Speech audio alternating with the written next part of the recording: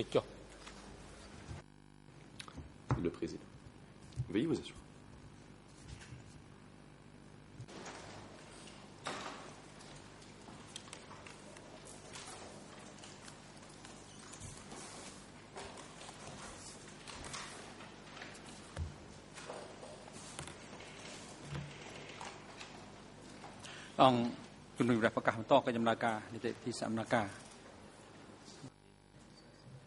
Le président, l'audience est ouverte. Greffière, veuillez faire état de la présence des parties et des autres participants à la procédure. La greffière, Monsieur le Président, toutes les parties au débat sont présents, à l'exception de Yang Sari, qui est dans la cellule de détention temporaire du tribunal. Il souhaite renoncer à être présent ici au prétoire. La demande a été soumise par ses avocats pour la journée entière. Le document de renonciation ayant été reçu par le greffier. S'agissant du témoin, après la fin de la déposition du témoin actuel, le témoin TCW 694 est ici présent et attend d'être appelé par la Chambre. À sa connaissance, il n'a aucun lien de parenté ni d'alliance avec les parties ou les parties civiles. Ce témoin a déjà prêté serment ce matin.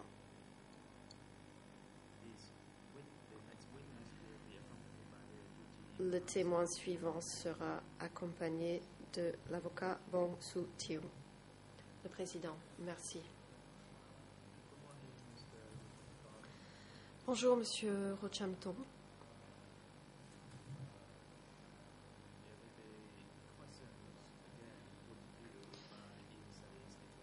Vous allez être à nouveau interrogé par la défense de Yang Sari, suivie de la défense de Khieu Samphan.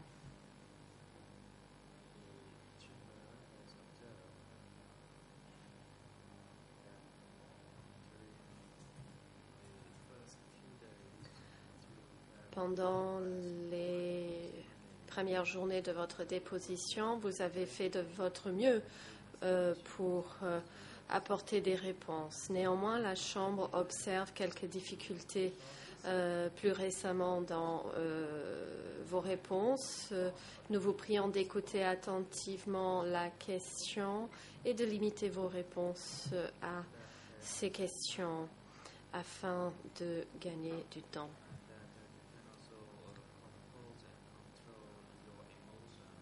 Nous vous prions également de vous efforcer de maîtriser vos émotions.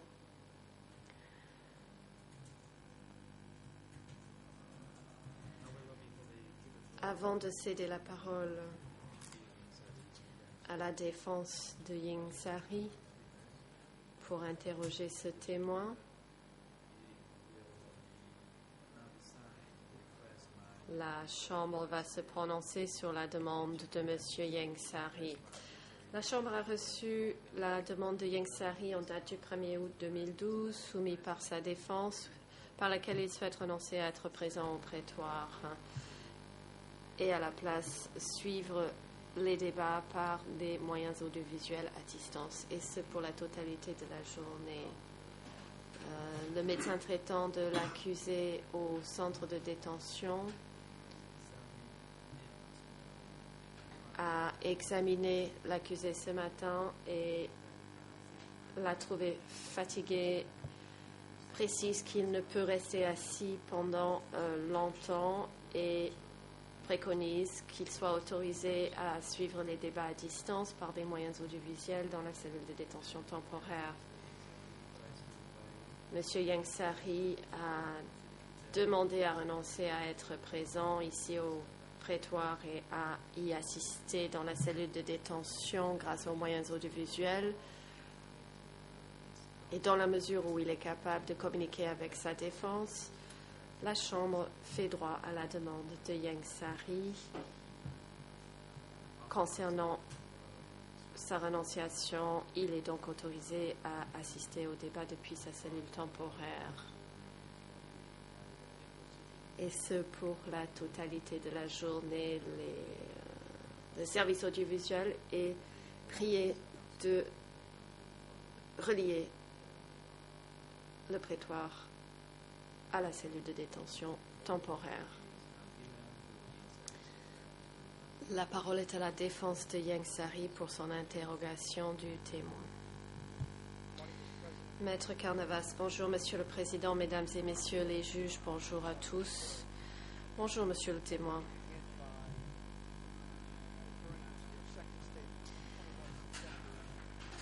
Le 21 septembre 2008, dans le document E3/63,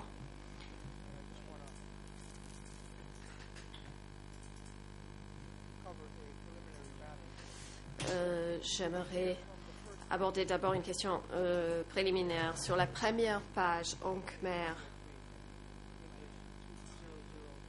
0022 88 43, en français, 0037 67 53, non, 0037 60 53. À la dernière page, en Khmer, 0022 88 46. En anglais, 0023 14 12. En français, 0037 60 57. Il est écrit que l'audition s'est terminée à 11h du soir à la même date. D'après mes calculs, il s'agirait d'une audition d'environ 14 heures. Ce que j'aimerais savoir, Monsieur le témoin, c'est si vous rappelez la durée de cette audition, puisque nous ne disposons que de 14 minutes d'enregistrement de cette audition.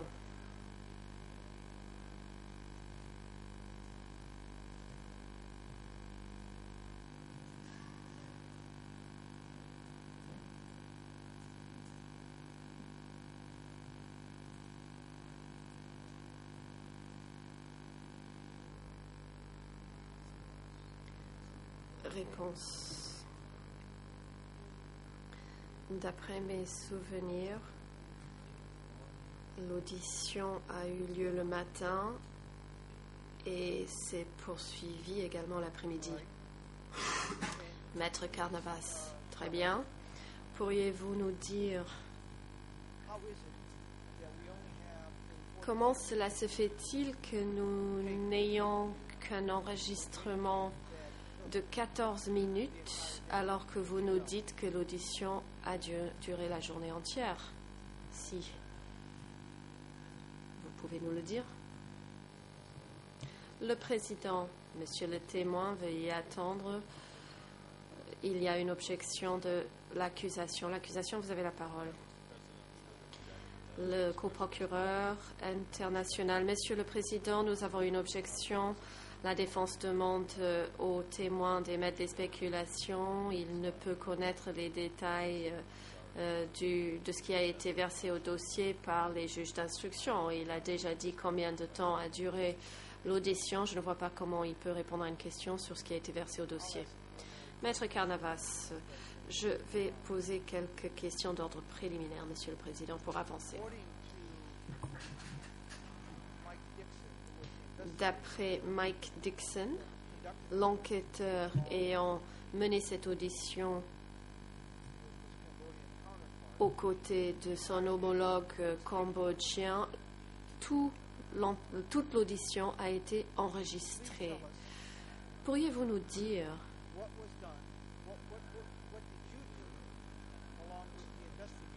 ce que vous et les enquêteurs avez fait cette journée-là, qui n'est pas repris sur l'enregistrement des 14 minutes? Je ne vous demande pas d'émettre des spéculations, mais de nous dire ce dont vous vous rappelez. Qu'avez-vous fait en compagnie des enquêteurs?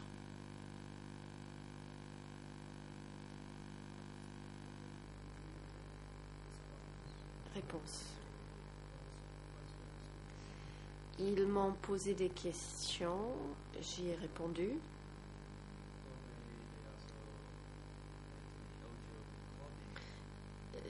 Ils avaient probablement aussi fait un enregistrement audio. Maître Carnavas,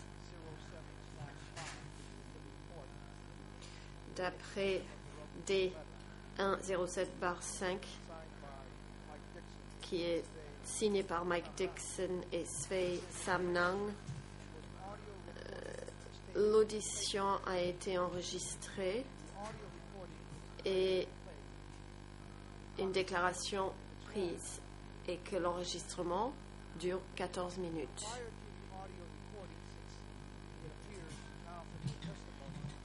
Il semblerait, d'après vos dires, que vous soyez entretenu avec les enquêteurs pendant une journée entière.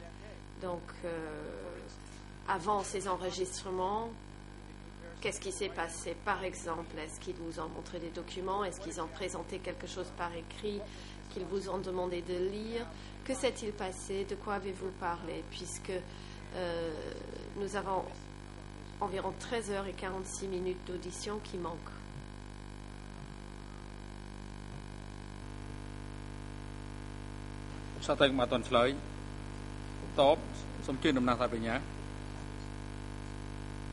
Le président, l'accusation, vous avez la parole. Le co-procureur, merci Monsieur le Président. Mon objection est la suivante. Monsieur Carnavas a déformé la réponse du témoin. Le témoin a dit que d'après ce dont il se rappelait, l'audition s'est poursuivie l'après-midi. Il n'a pas dit que cela a duré la journée entière, mais dans la traduction anglaise et khmer, il nous semble que l'audition n'est pas durée jusqu'à 23 heures. La version khmer ne mentionne pas l'heure de 23 heures. C'est probablement une faute de frappe. Mais ce qui est d'autant plus important, c'est que le témoin ne nous ait pas dit qu'il ait été auditionné jusqu'à 23 heures, et donc Maître Carnavas ne devrait pas le formuler ainsi. Maître Carnavas, permettez-moi de répondre rapidement. Il s'agit du procès-verbal d'audition de témoins préparé par le bureau des co-juges d'instruction. Mike Dixon et Svei Samnang. D'après ce document, c'est ce que le témoin a signé à la fin de l'audition. Il nous a dit que l'audition a dû durer une journée entière. Je ne pense pas que Mike Dixon aurait menti dans son procès-verbal d'audition de témoin et rajouter quelque chose qui n'existait pas. Je demande simplement aux témoins de nous dire ce qui s'est passé avant l'enregistrement des 14 minutes dont nous disposons. Et s'il s'en rappelle, tant mieux, mais s'il n'en a pas de souvenir, c'est tout à fait acceptable aussi.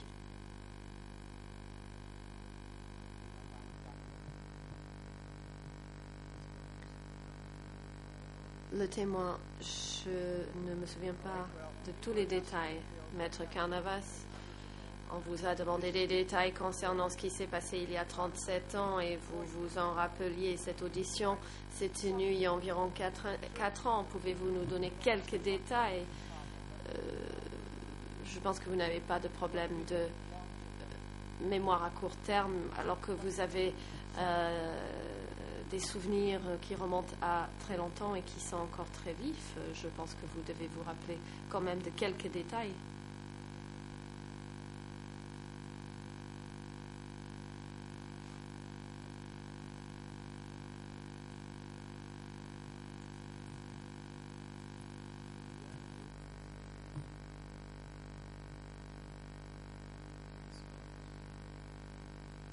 Réponse.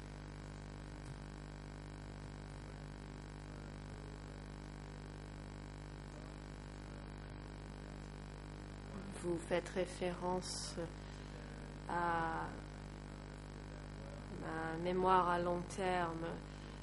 Hier, je ne me sentais pas très bien, j'avais mal dormi, donc mon esprit n'était pas à 100%.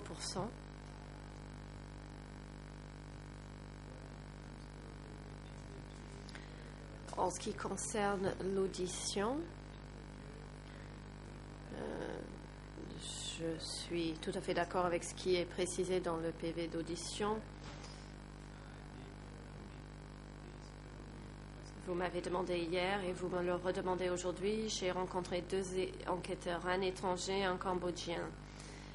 J'ai apporté mon empreinte digitale au PV d'audition.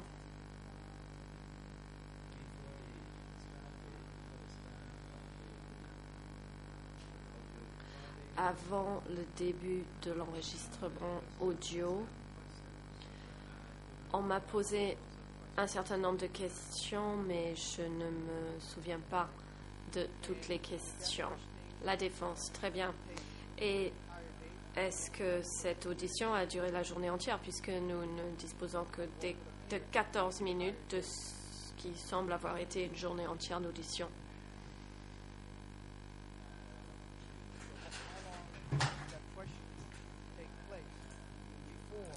Combien de temps a duré l'audition avant que les enquêteurs aient enregistré votre audition?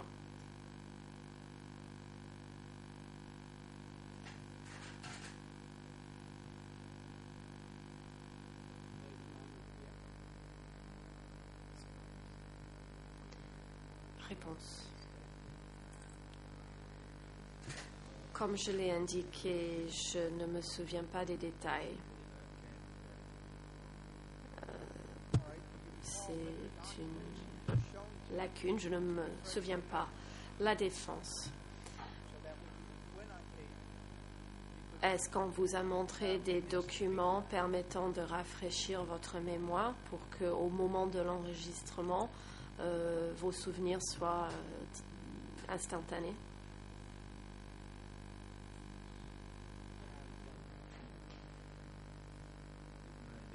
Réponse. Il se peut que cela se soit passé ainsi. La défense. Et en écoutant l'enregistrement, nous pouvons l'écouter si vous le souhaitez. D'après mes confrères cambodgiens, il semblerait que vous lisiez vos réponses. Rappelez-vous, si votre déclaration était écrite afin que vous puissiez le lire à des fins d'enregistrement.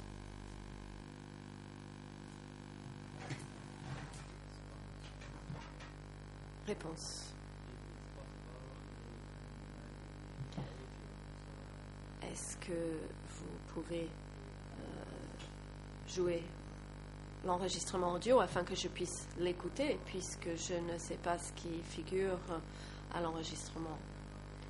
Donc je ne peux pas vous donner des détails sur ce qui s'est passé. La défense. Merci. Monsieur le Président, avec votre autorisation, l'enregistrement est prêt et on m'a dit de demander de faire passer le numéro 1. Voilà, je ne l'ai jamais fait, mais c'est ce qu'on m'a dit de demander de jouer donc le numéro 1. Il s'agit de la deuxième audition du témoin. Nous pouvons en écouter une partie, voir la totalité, ce qui pourrait l'aider à retrouver ses souvenirs concernant cette audition qui remonte à 4 ans.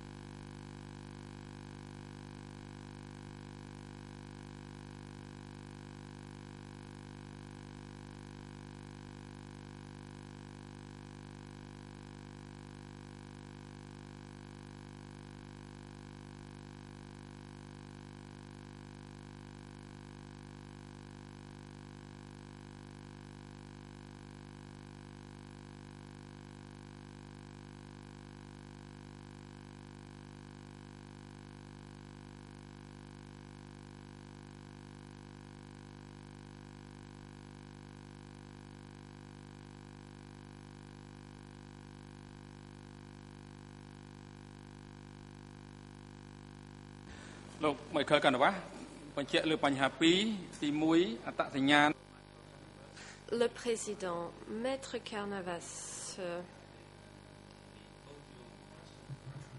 veuillez nous préciser quel est l'extrait audio que vous avez l'intention de faire écouter ici au prétoire.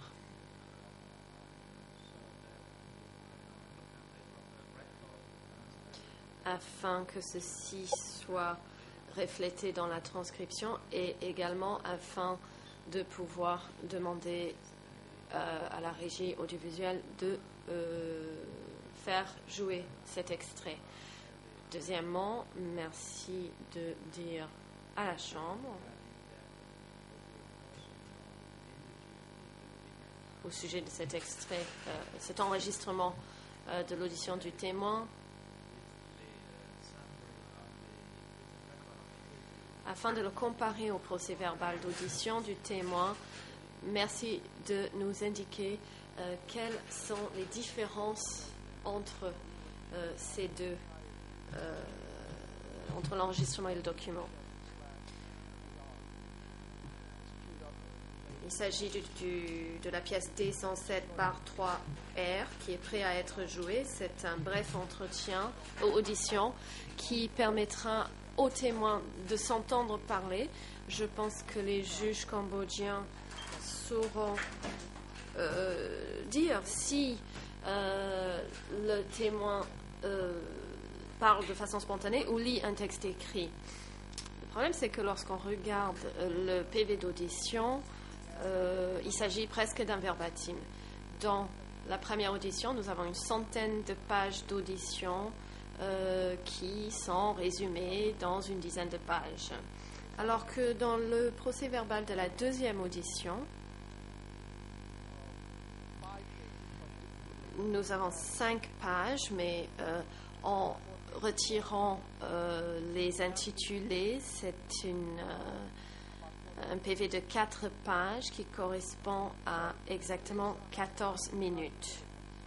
Nous avons fait preuve de diligence et nous avons écouté la bande comme nous le faisons avec toutes les auditions, et mes confrères m'ont signalé qu'il semblerait que le témoin lit un texte écrit puisque le langage qu'il emploie semble l'indiquer dans la manière dont il s'exprime. Par ailleurs, lorsque nous avons demandé la transcription et nous l'avons comparé au PV d'audition, comme par miracle, le PV d'audition correspond exactement à la transcription. Pour ces raisons, nous avons fait une demande, comme vous vous en rappelez, avant l'arrivée du témoin, nous avons signalé ce possible problème. Le témoin nous a maintenant signalé que l'audition a duré une journée entière et qu'il leur a parlé, peut-être qu'ils lui ont montré des documents, il ne se souvient pas exactement et il ne sait pas très bien s'il a en fait lu un texte qui a été préparé pour lui. C'est pour cela qu'il demande de l'écouter. Cela dure 14 minutes.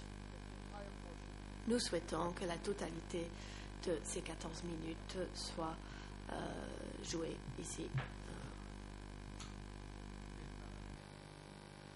Le président, l'accusation, je vous cède la parole. Le coprocureur, nous n'avons pas d'objection à ce que l'enregistrement audio soit passé, vu les allégations de mon confrère. Je pense qu'il serait intéressant d'entendre les 14 minutes.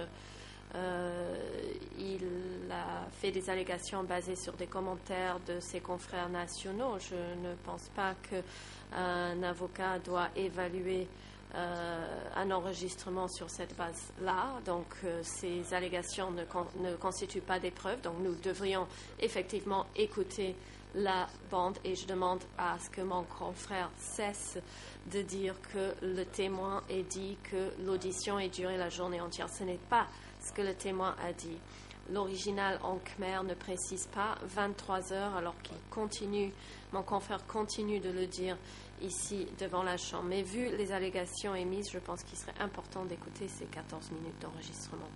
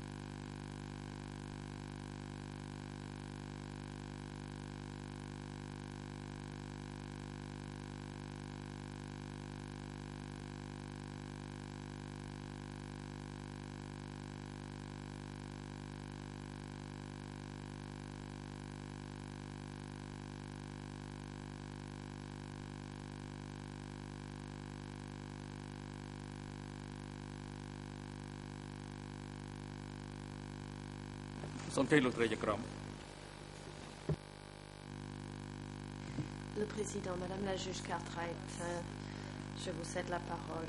La juge Cartwright, Maître Carnavas, la Chambre se voit confrontée à un problème d'ordre pratique face à cette requête que vous avez soumise. Vous nous indiquez que c'est sur la base des dires de vos confrères nationaux que ce sujet ait été soumis à votre attention. Il semblerait que ce soit en raison de la manière dont le témoin s'exprime ou le ton sous lequel il parle qui fait peser des soupçons sur cette audition. Alors, 2 des juges du siège ne seront pas en mesure de comprendre ces éléments en écoutant le khmer. Est-ce que vous pensez que nous allons arriver à entendre ce que vous alléguez en écoutant l'anglais ou le français? Maître Carnavas, ce n'est pas une assertion. J'essaie de faire une offre de preuve. Je pense que l'accusation représente mal mon intervention. Je suis aussi désavantagée que les 2 juges internationaux en la matière. J'aimerais attirer l'attention de la Chambre à ce que nous a dit le témoin. Je lui ai demandé et il a dit lui-même que s'il pouvait entendre l'enregistrement, cela pourrait l'aider. C'est pour cela que je fais cette proposition.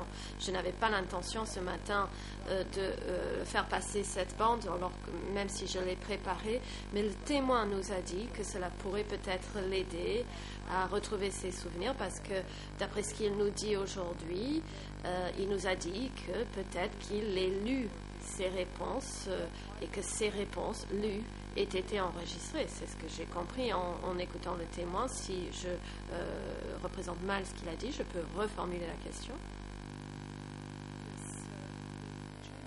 La juge Cartwright, Maître Carnavas, la Chambre a bien noté que cela est une proposition du témoin, mais le résultat au final est le même.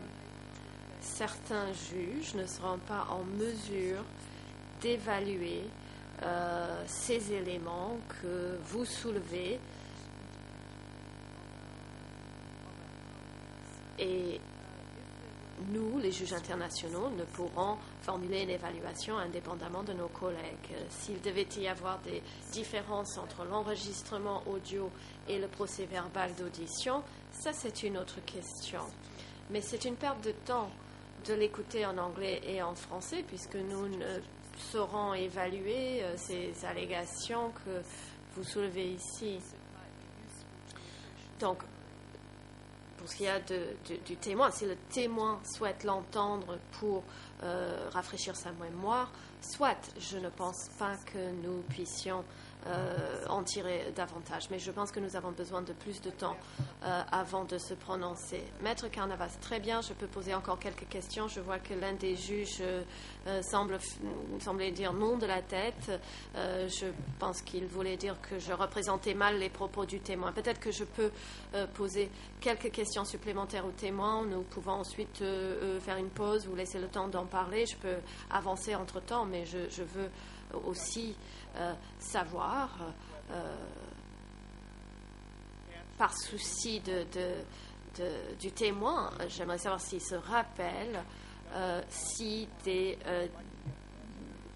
réponses lui ont été soumises par écrit afin qu'il le lise dans le micro.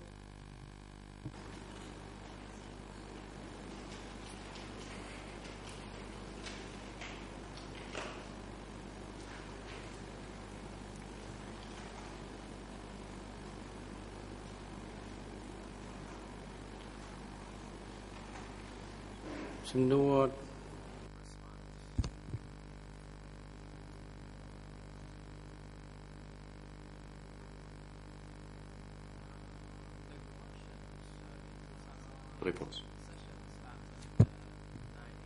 En 2008, les questions ont commencé à 9 h du matin et se sont terminées à 11 h du matin. Donc c'était 2 heures.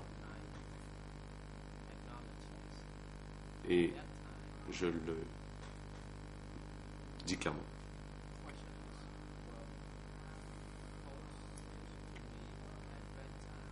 On m'a posé les questions, on les a lues et l'on a enregistré l'entretien. Maître Carnavas. Bon, Monsieur le Président, je vais passer à autre chose. Le Président. Oui. Veuillez être plus précis avec la date. Le témoin vient de dire que l'entretien a commencé à 9 h et a terminé à 11 h du matin, pas 11 h du soir.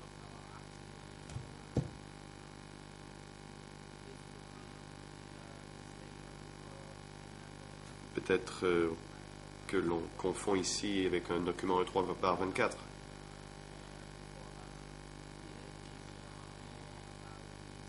Alors que nous parlons ici de 3/63. Et cette audition n'a duré que 2 heures. Et cela peut porter à confusion.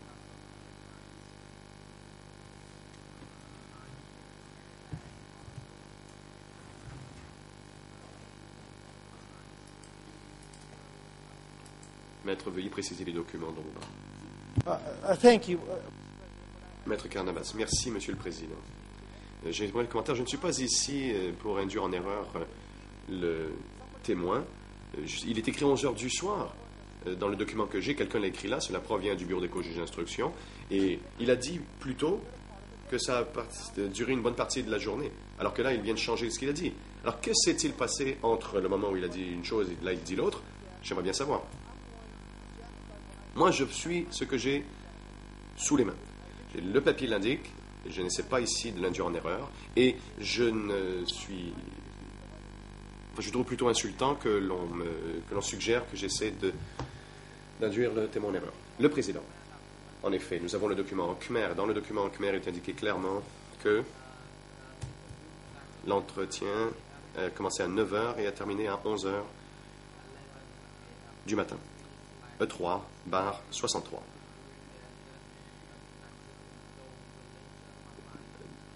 Au village d'Andong, province de Bantemenche. Et il est écrit que cela s'est terminé à 11 h du matin. C'est un problème de traduction? Pourriez-vous, je vous prie, vérifier?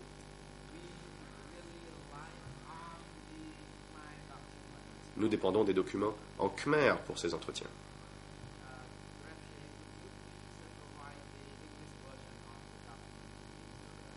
Madame la greffière, veuillez me remettre la version en anglais du document pour que l'on puisse comparer. Et la raison pour laquelle j'insiste là-dessus, c'est que nous croyons qu'il y a peut-être malentendu.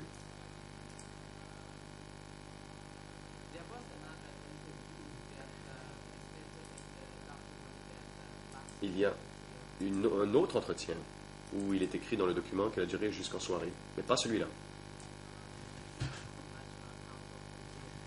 La parole est à la défense de Q100. Maître Kong-Samon. Merci, Monsieur le Président. Peut-être puis-je aider à apporter quelques précisions. Le témoin a indiqué que l'entretien avait commencé à 9 h du matin et s'est terminé à 11 h. Mais il n'est pas précisé si c'est 11 h du matin ou 11 h du soir. Et voilà pourquoi il y a peut-être erreur. Thank you. Maître Carnavas, merci. Et c'est pourquoi j'ai essayé d'être équitable, et c'est pourquoi j'ai demandé au début au témoin combien de temps avait duré l'entretien. Et au début, il a dit que cela a duré jusqu'en après-midi.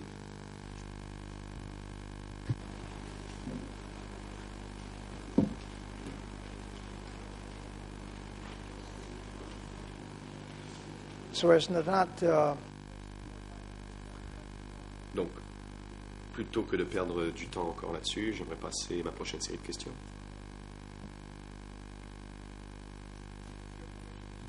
Monsieur le Président, avec votre permission, j'aimerais pouvoir poursuivre mon interrogatoire. Le Président. Oui. Maître Carnavas. Monsieur le témoin, revenons-en à la date à laquelle vous êtes rallié à la Révolution. Et peut-être serait-il utile que vous cessiez de lire ce document, car je n'y ferai pas référence.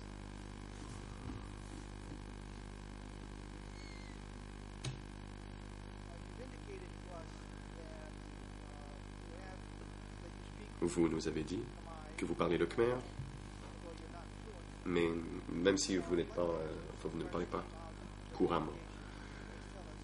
J'aimerais que l'on parle un peu de votre instruction. Pendant combien d'années êtes-vous allé à l'école?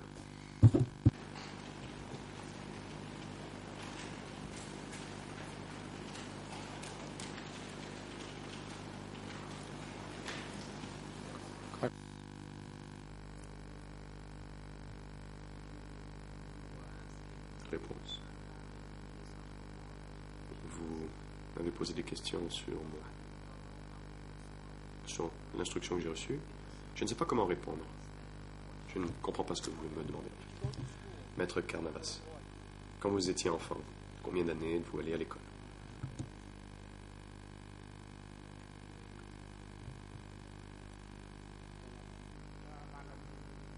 Réponse. Je ne suis pas allé à l'école.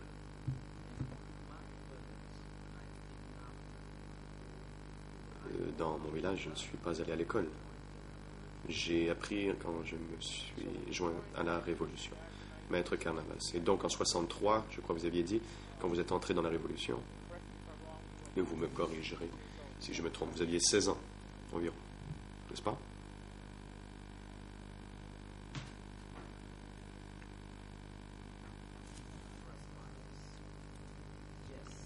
Réponse. Oui. En 63, j'avais 16 ou 17 ans. Et j'habitais toujours chez mes parents. Les réunions ont commencé dans la forêt. Et j'ai commencé à être transporter du courrier d'un village à l'autre. Question. Et ces réunions, dans quelle langue étaient-elles?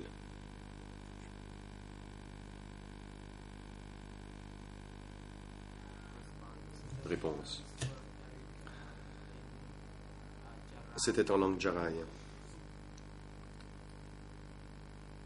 Question. Bon, d'après les réponses que vous avez données plus tôt, est-il juste de dire que vous avez commencé à apprendre le Khmer vers 63?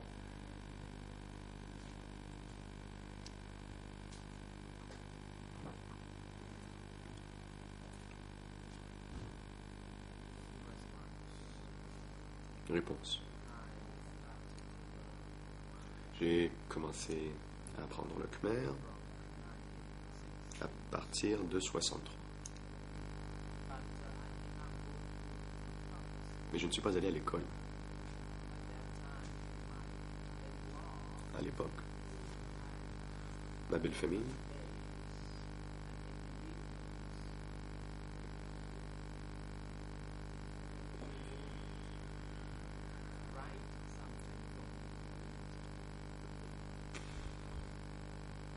Le soir, il m'écrivait des choses que je pouvais lire.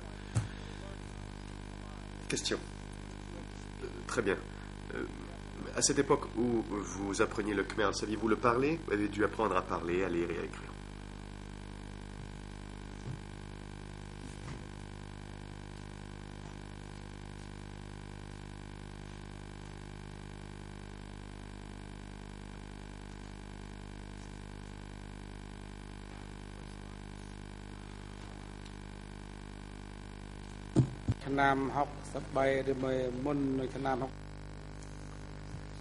Réponse.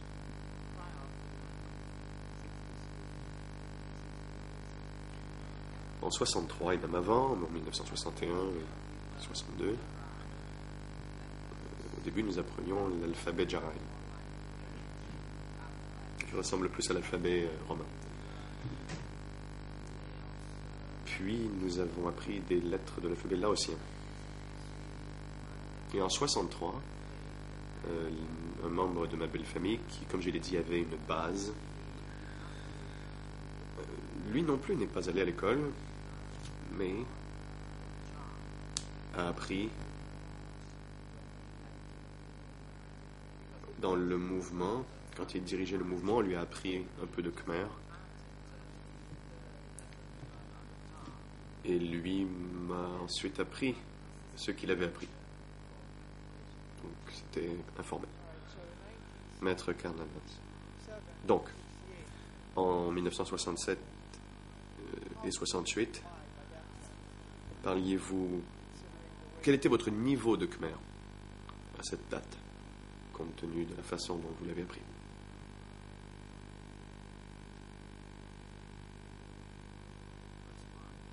Réponse.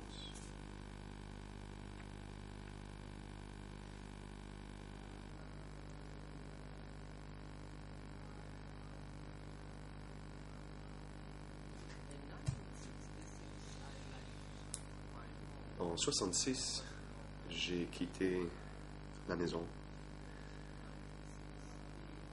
C'était au mois d'août 68. Et un an avant, en 67, j'ai habité avec un autre cadre dans un autre village. Et on m'y a enseigné à écouter des conversations en khmer et par exemple,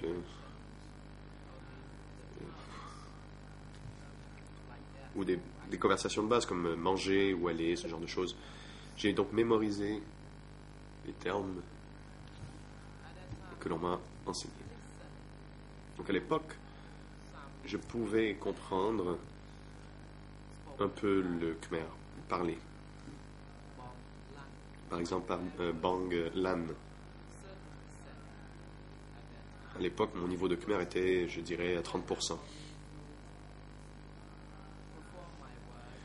Et c'était suffisant pour pouvoir m'acquitter de mes tâches, pour transporter le courrier.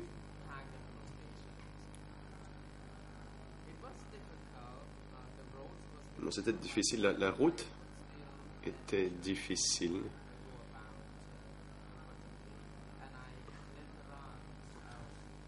Mais j'ai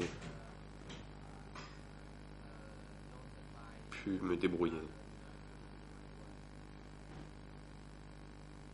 les frères se sont rendus compte que je pouvais faire mon travail. My question.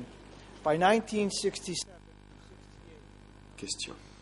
Laissez-moi reposer ma question. En 67 et 68, saviez-vous lire ou écrire la langue khmer?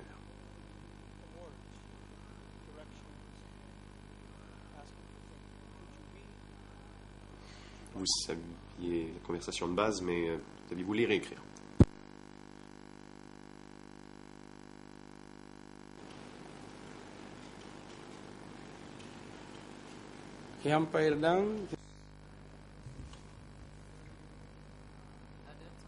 Réponse. À l'époque, je ne pouvais pas écrire assez bien.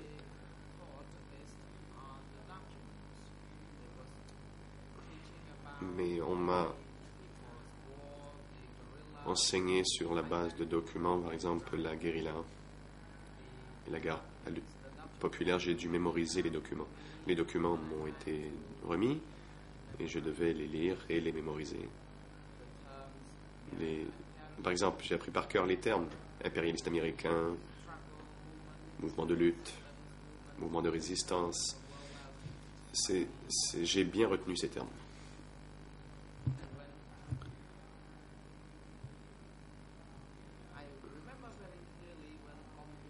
Je me souviens très bien quand Aung Myeng Sari était venu nous enseigner.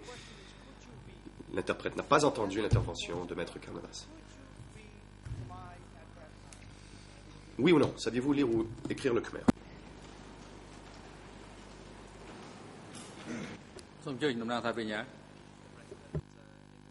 Le président. La parole est au procureur international. Le procureur. Je m'oppose à cette question. Le témoin a répondu à la question. Il a déjà expliqué ce qu'il pouvait faire, ce qu'il savait faire. Et j'ajouterai que le ton de l'avocat est inapproprié. Il bouscule le témoin. Et en plus de lui poser une question à laquelle il a déjà répondu. Maître Carnavas.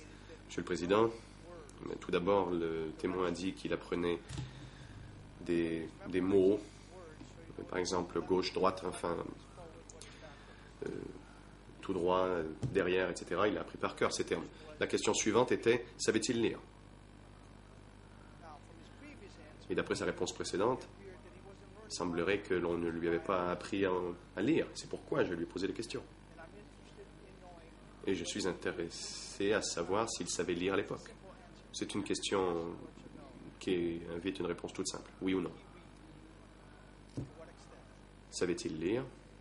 Et quel était son niveau?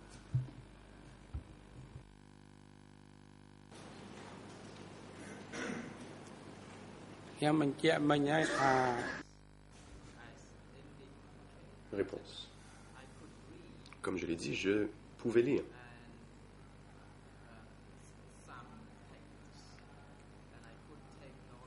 Certains mots. Je pouvais prendre des notes. J'avais appris l'alphabet. J'avais un niveau de 7e année en langue laotienne. Donc quand j'ai commencé à apprendre le khmer, les études de laotien m'avaient aidé à apprendre le khmer. Et je savais lire. Maître Carnavas. Sohang, dans son entretien, je fais ici référence au document E3 bar 417, page en khmer 0039 9186 en anglais.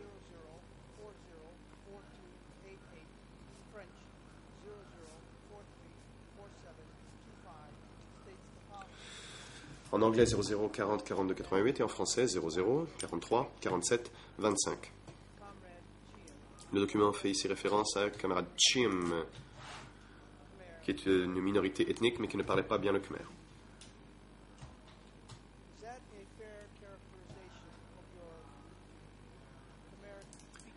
Est-ce là une description fidèle de vos capacités en langue khmer?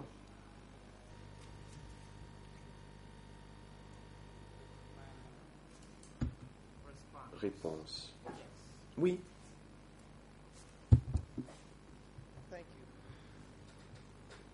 La défense. Merci.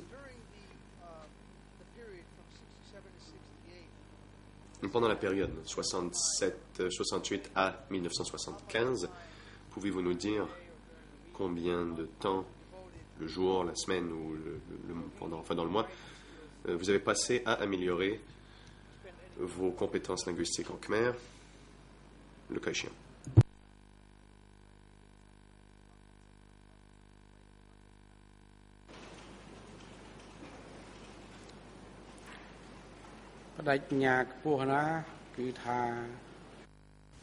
Réponse.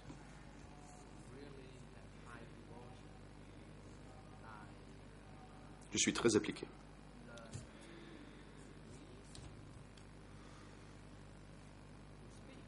J'ai appris à lire, à parler.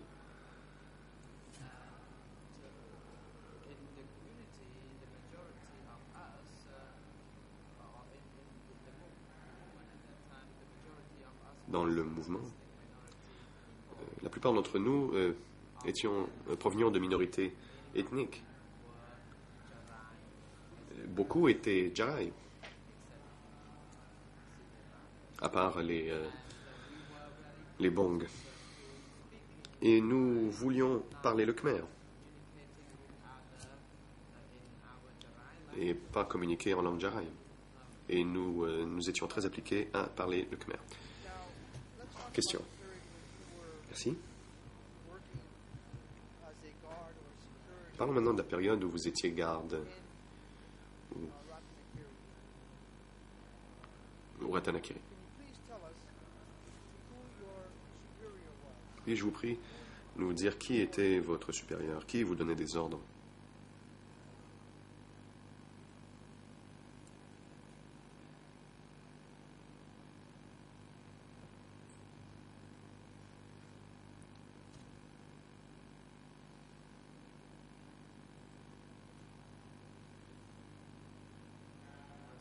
Réponse.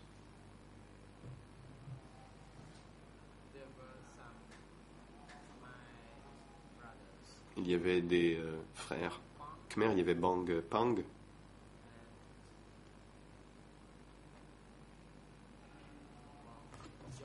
Et Yon, Soi, Yan. Eux m'ont donné des ordres.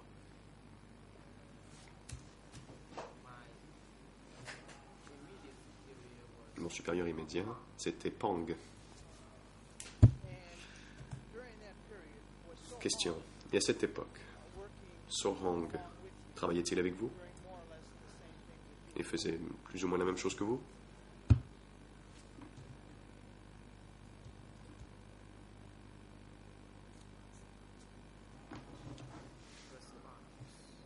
Réponse. Bang Sohang ne travaillait pas avec moi à l'époque.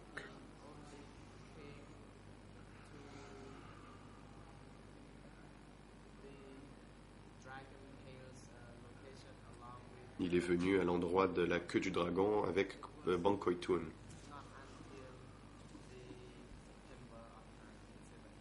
Ce n'était pas avant... Enfin, nous sommes rencontrés en septembre 70. Travaillait-il avec vous en sécurité pour assurer la garde sous la direction de Pang?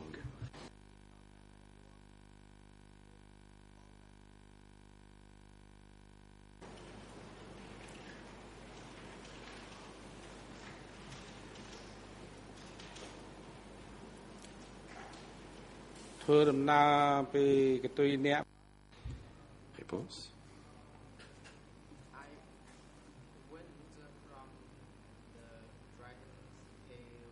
Je suis allé de cet endroit de la queue du dragon avec Bang Pang, pas avec Sohang. Question.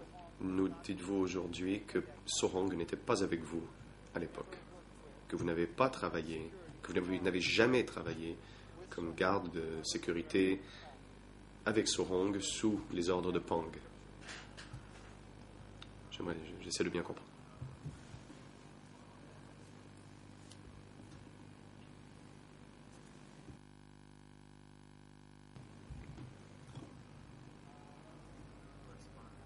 Réponse.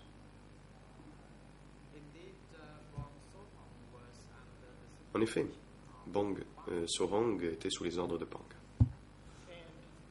Question. Et à l'époque,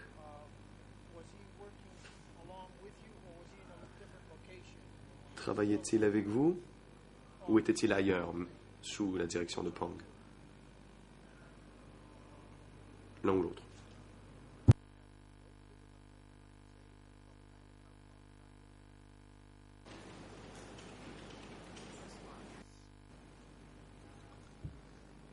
Réponse.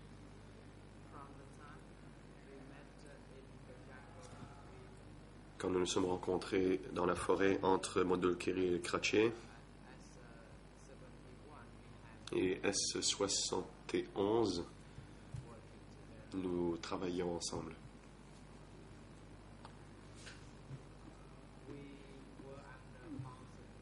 Nous étions sous la supervision de Pang et nous travaillions ensemble jusqu'à la libération de Phnom Penh.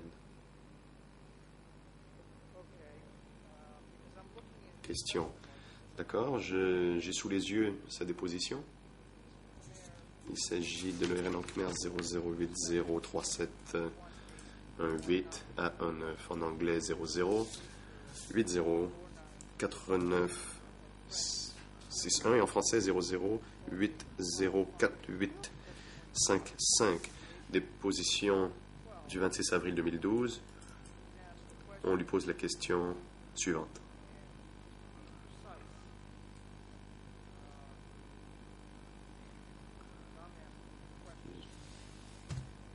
Je pense que c'est moi qui lui pose la question d'ailleurs, à la ligne 7, à la page 51 en anglais. Laissez-moi maintenant parler de Chim. Si j'ai bien compris ce que vous avez dit hier, vous l'avez aussi rencontré là-bas dans la jungle en 68 ou 69. Est-ce exact? Réponse, oui. C'était en 67, 68 ou 69. Question. Était-il aussi sous la supervision de Pang? Ou rendait-il compte à quelqu'un d'autre à l'époque? Chim et moi étions tous deux sous les ordres de Pang. Et un peu plus tard, il répète au bas de la page, il a dit « J'ai reçu mes ordres de Pang et je travaillais avec Chim ».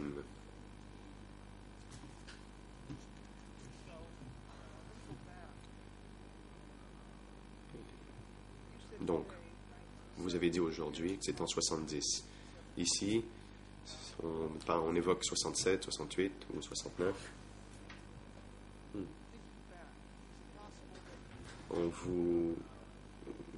En y pensant, est-il possible que vous ayez travaillé avec lui en 67, 68, 69 sous les ordres de Pang?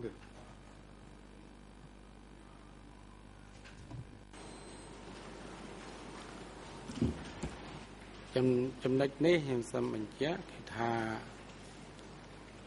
ណាបងសូហុងហ្នឹងពី67ពី68 Réponse. Sohong en 67 et 68 m'était inconnu. Je ne le connaissais pas. Et lui ne me connaissait pas non plus.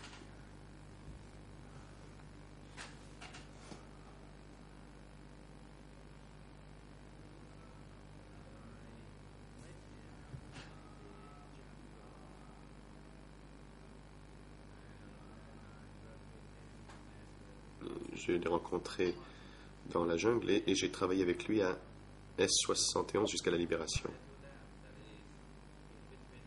Mais entre les deux, de 67 à 69, je ne l'avais pas rencontré.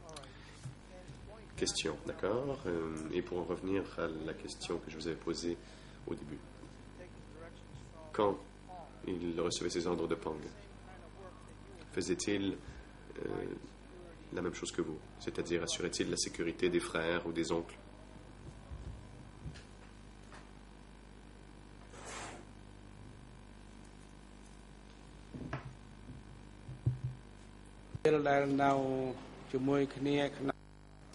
Réponse. Lorsque nous étions ensemble à S71, nous avions des responsabilités différentes. Pang avait la responsabilité générale de ce bureau.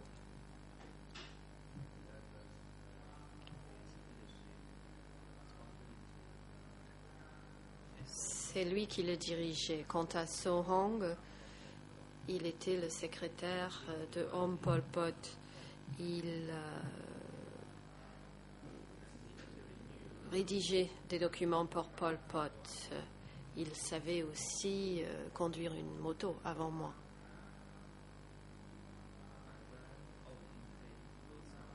Et lorsque Om devait s'absenter, c'est lui qui le transportait sur sa moto.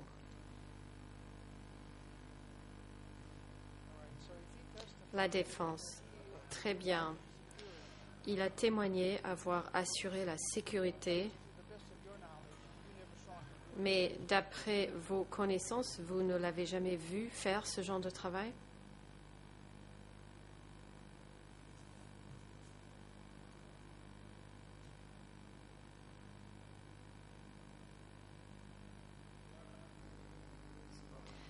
Réponse.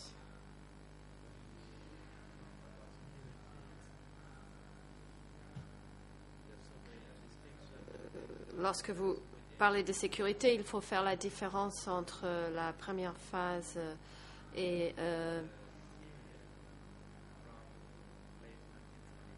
la période 70-75 et la période à la fin de 1975.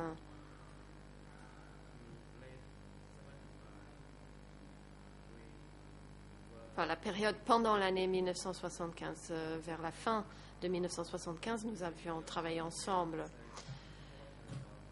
Nous logions également au même endroit.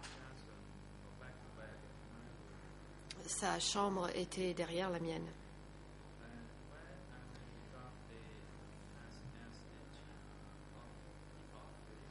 Lorsque je suis devenu le chef du bureau,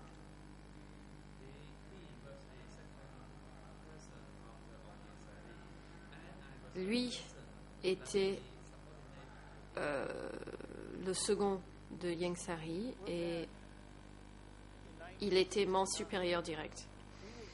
Question. Inaudible.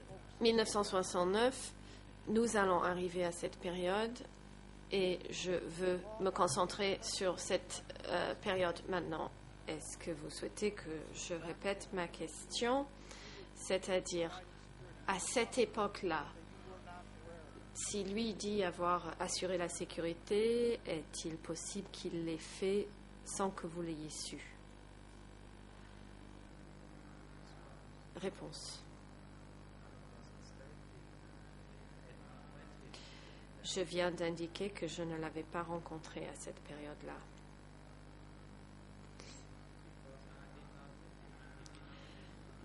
Je ne l'ai pas connu, il ne m'a pas croisé non plus, nous n'avons pas été présentés, donc nous n'avons pas pu parler de questions de sécurité. Maître Carnavas, je vais procéder étape par étape. Je pensais que vous nous aviez dit tout à l'heure l'avoir rencontré à S71. L'avez-vous réellement rencontré ou ai-je mal compris la traduction? Le président, monsieur le témoin, ne répondez pas, s'il vous plaît. Attendez l'accusation. Vous avez la parole. Le coprocureur. Monsieur le président, maître Carnavas ne l'a peut-être pas remarqué, mais lorsqu'il a posé la question précédente, il a fait référence aux années 60. Si il veut lui poser des questions sur les années 70 et S71, je pense que mon confrère devrait préciser les dates. Maître Carnavas, le témoin a dit ne pas l'avoir rencontré en 67-68, ce qui nous laissait encore la possibilité de 1969. Ce que j'aimerais savoir, c'est donc que dans S71, est-ce que So Hong assurait la sécurité? Vous nous avez dit qu'il était le secrétaire de Pol Pot, qu'il écrivait des textes pour lui. Et maintenant, je vous demande s'il assurait la sécurité à vos côtés sous la supervision de Pang.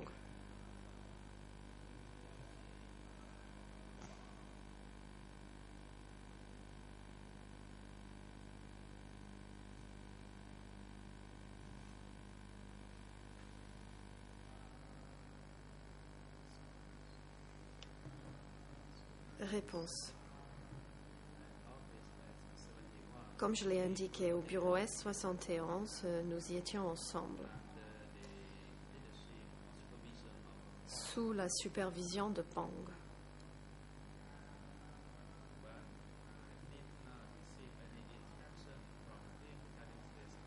Mais il ne m'a jamais donné d'instructions concernant la sécurité. Seul Pang avait la responsabilité générale. Mon supérieur direct était Kaim. Lui aussi provenait d'une minorité ethnique.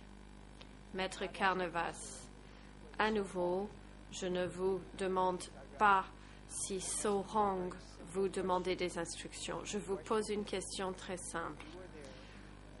Lorsque vous étiez à S71, je vais attendre que le témoin finisse de parler avec son avocat. Le président. Monsieur le témoin et son avocat, veuillez ne pas vous entretenir pendant qu'on vous pose des questions. Vous ne devez vous consulter uniquement lorsque vous craignez de donner une réponse qui pourrait vous incriminer. Sinon, cela va perturber les questions et les réponses. Allez-y, maître. Maître Carnavas, merci, Monsieur le Président. Alors, je reviens à ma question que j'ai déjà posée 3 fois. À S71, lorsque vous receviez des instructions de Pang et assurer la sécurité, monter la garde, est-ce que So Hong faisait la même chose? Parmi d'autres tâches, est-ce qu'il assurait également la sécurité et la garde à vos côtés? La réponse est simple, oui, non ou je ne m'en souviens pas.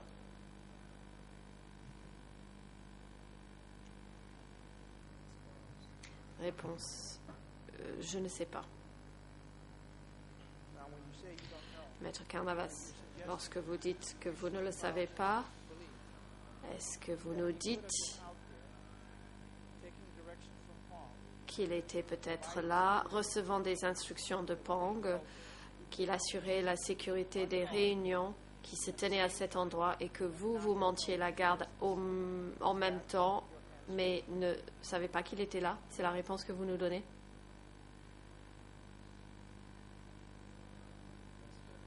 Le président. Témoin, veuillez attendre. L'accusation a la parole.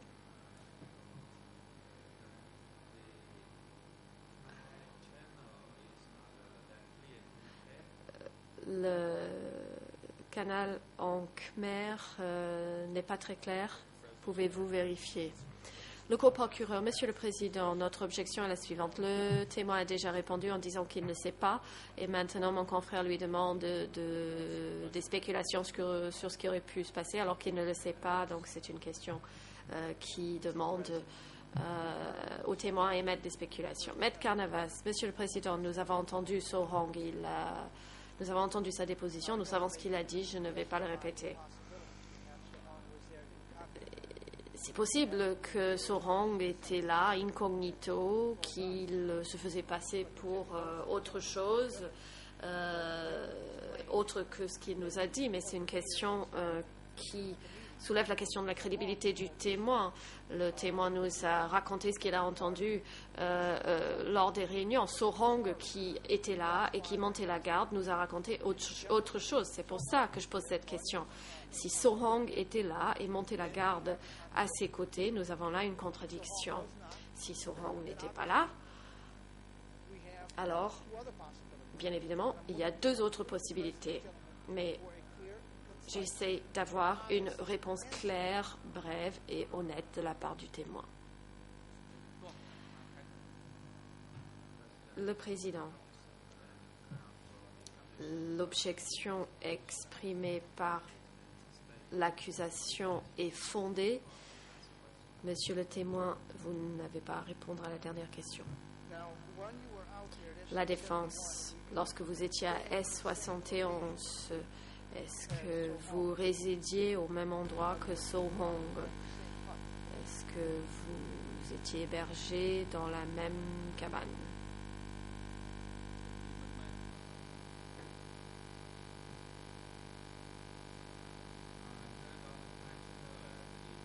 Le président, j'ai entendu dans la version Khmer S21. Est-ce que c'est un problème d'interprétation ou je pense que vous n'avez pas parlé de S21. Maître Carnavas, non, j'ai parlé de S71.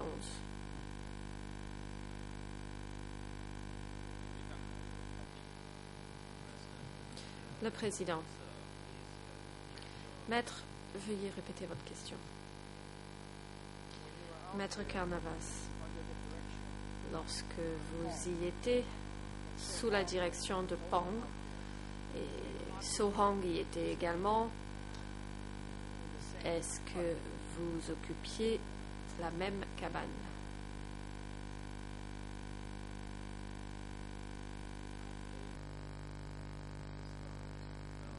Réponse non, comme je l'ai indiqué tout à l'heure.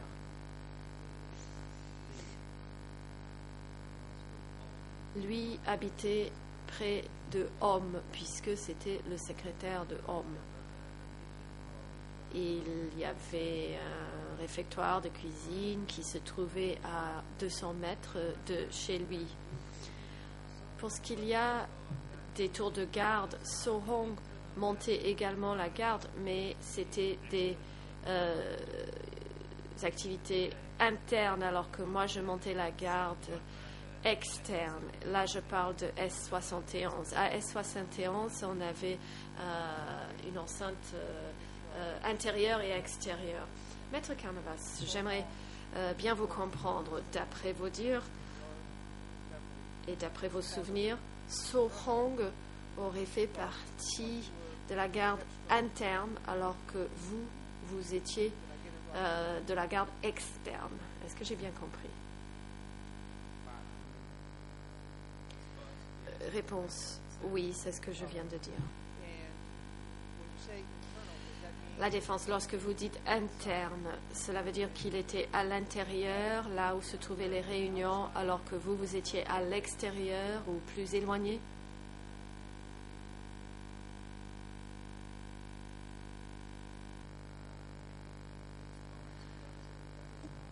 Réponse, je montais la garde à l'extérieur. Donc, je me trouvais à une certaine distance, mais cela variait. Lorsque je montais la garde, je me déplaçais. Question. Et quelle distance Pang a-t-il désigné pour la sécurité externe? À quel endroit, à quelle distance deviez-vous vous positionner pour monter cette garde?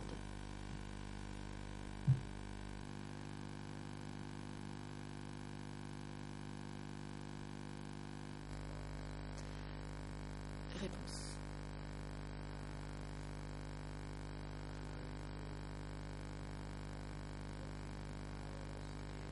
Pendant mes horaires de travail, si mon supérieur me disait de monter une garde rapprochée, je le faisais. Si on me disait de monter une garde plus éloignée, alors je suivais les ordres. Question. Vous nous avez dit tout à l'heure que Sohang faisait partie de la garde interne et vous de la garde externe.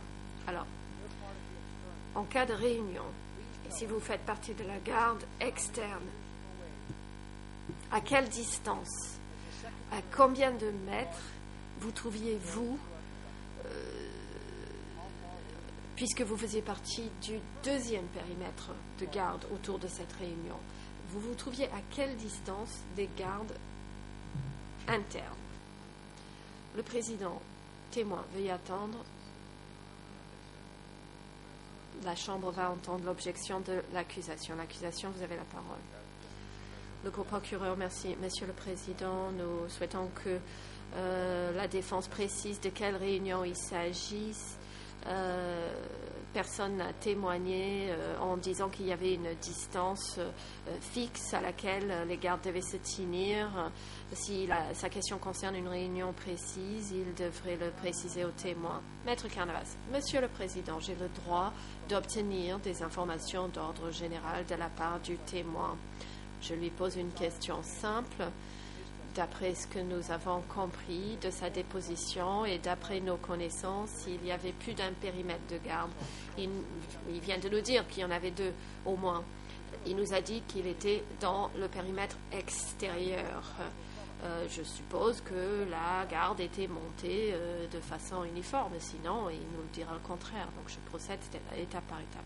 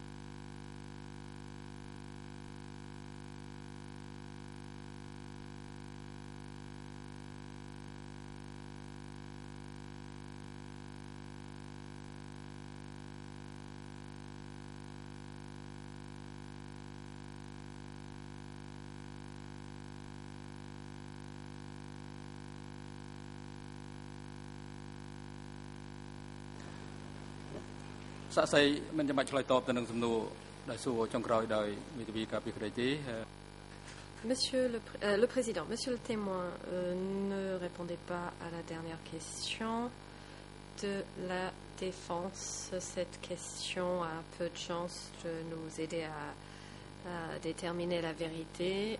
Maître, veuillez passer à des questions plus pertinentes.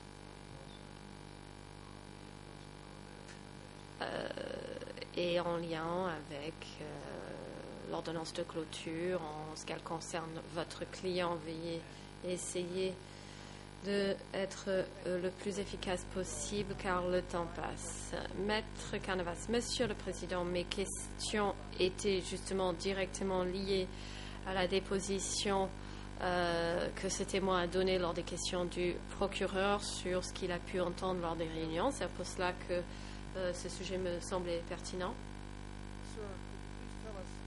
Monsieur le témoin, est-ce que vous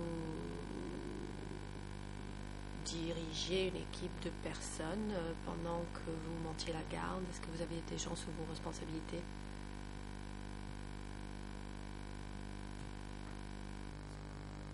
Réponse.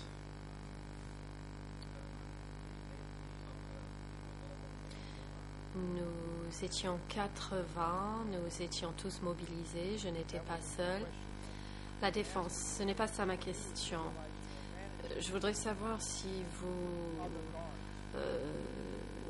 supervisiez d'autres gardes, si vous les gérez ou si vous travaillez seul en recevant vos ordres de Pang et vous exécutez vos ordres vous-même.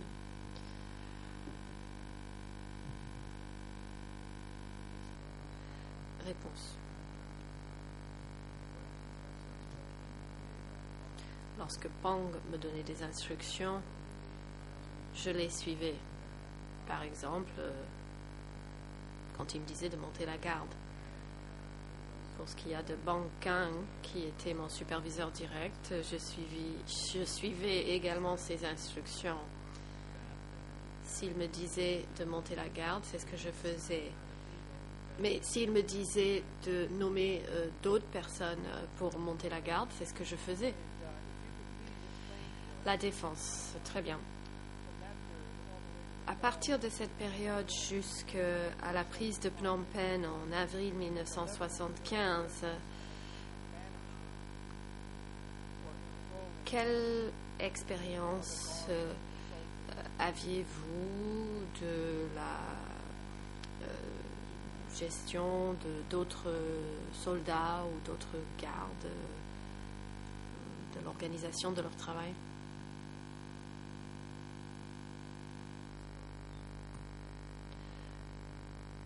Réponse.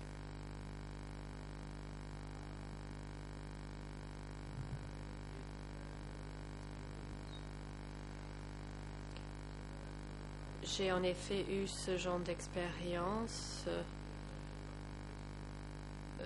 C'est ce qui me permettait de remplir mes fonctions. Sans expérience, je n'aurais pas pu le faire. J'avais de l'expérience dans le domaine politique et militaire également. Pour ce qui a des patrouilles autour du bureau, des tours de garde et l'organisation du travail des autres, j'avais de l'expérience en la matière. J'avais pas mal d'expérience.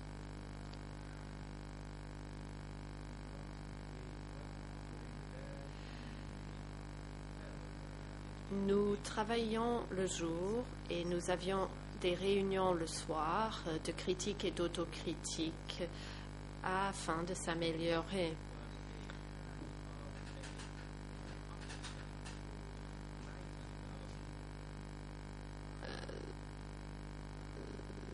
L'objet de ces réunions, c'était d'améliorer notre futur, de résoudre des problèmes pour qu'il y ait des améliorations. La défense, très bien. Pouvez-vous nous donner des exemples spécifiques? Là, vous avez donné des indications générales. Vous nous dites qu'il y avait ces réunions de théorie où il y avait de l'autocritique. Pouvez-vous nous dire concrètement à quelques exemples quand vous avez organisé le travail d'autres personnes en dehors de votre propre travail? Par exemple, il y avait plusieurs personnes et on vous a demandé de gérer une situation, que ce soit une patrouille, une tour de garde ou monter un assaut. Nous essayons de savoir quelle expérience vous aviez dans l'organisation du travail des autres.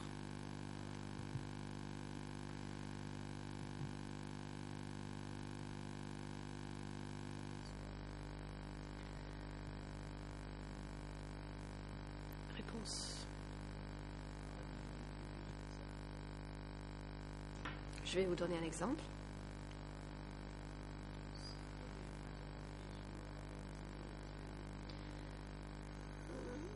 Dans le domaine de la sécurité, monter la garde la nuit ou le jour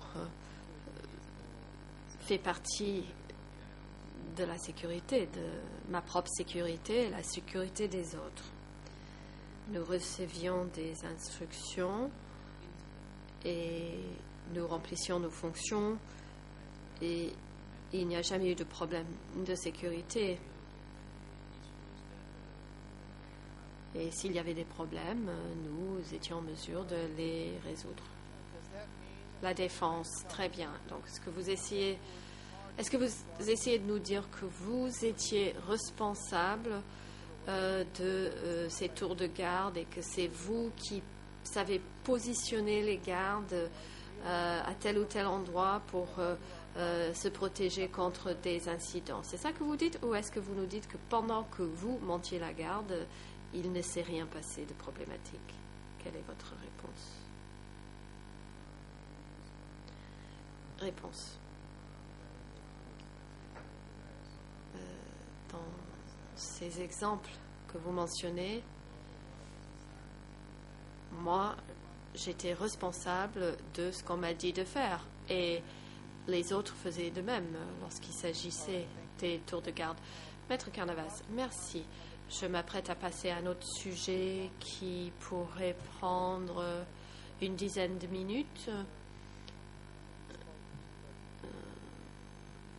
Je vous laisse décider, Monsieur le Président. Il est 10h30, où je peux poursuivre. Le Président. Nous allons marquer une courte pause de 20 minutes et reprendre à 11h moins 10.